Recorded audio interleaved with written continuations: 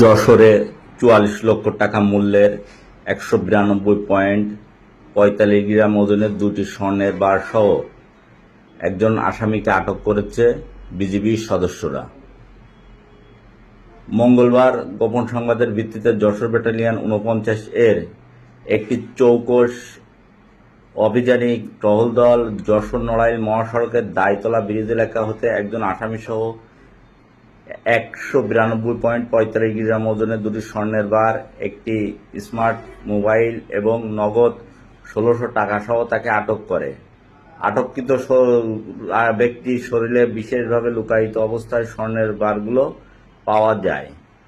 আটককৃত আসামিকে প্রাথমিকভাবে জিজ্ঞাসাবাদে সে জানায়, যশোর থেকে বেনাপোল দিয়ে ভারতে পাচার করার উদ্দেশ্যে স্বর্ণের বারগুলো নিয়ে যাচ্ছিল।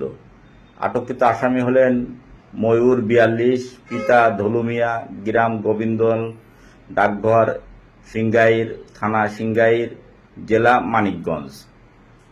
আটককৃত আসামিকে যশোর কোতোয়ালি মডেল থানায় হস্তান্তর করা হয়েছে।